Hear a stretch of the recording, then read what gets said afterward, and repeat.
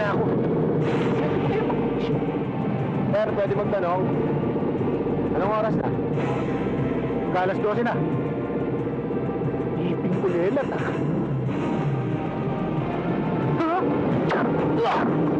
Salamat ah.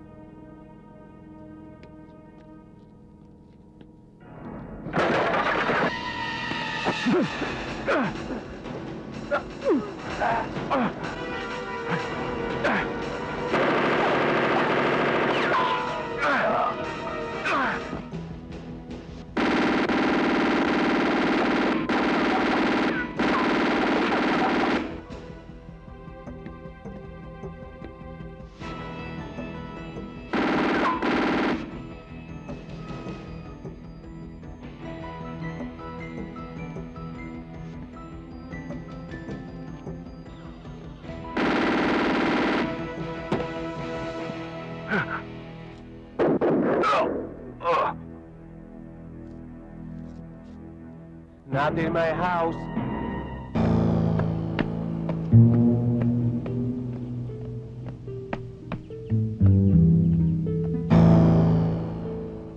Ano ba yung sinasabi niyong pagkakakitaan natin?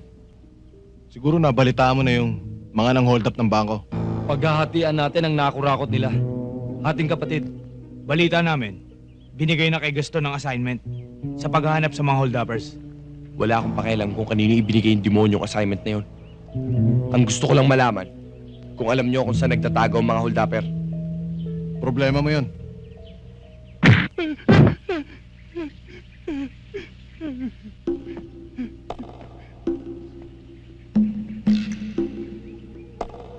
Hoy, alam mo ito? Saan ginagamit ito? Sa hindi matay. Galing! Ano ito? Ha? Sir, isda.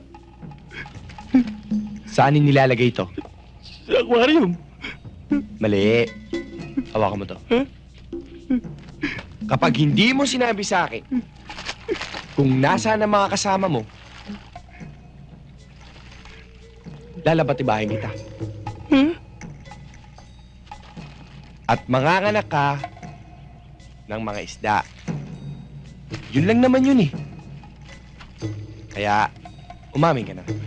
Pwede? Akin na, ha?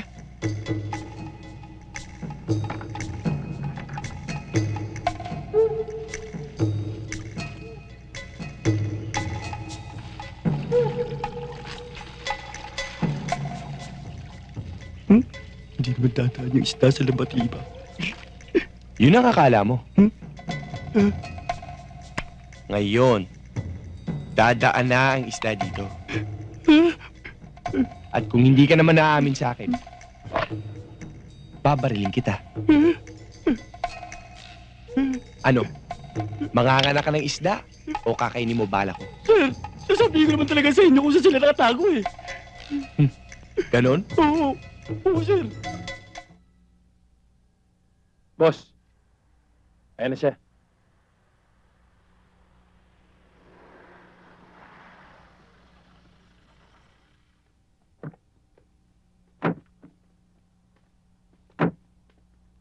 Nasaan ang kasama mo?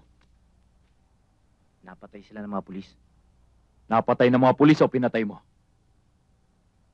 Hindi ako mamamatayang tao, Emil. Nasaan ang pera?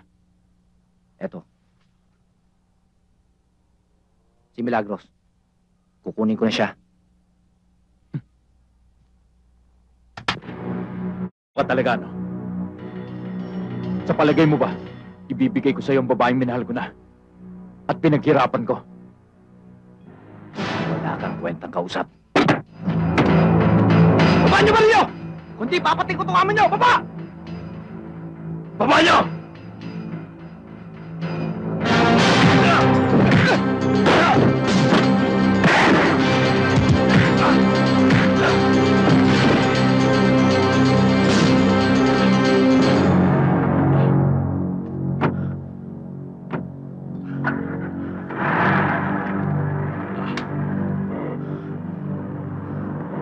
Serrano!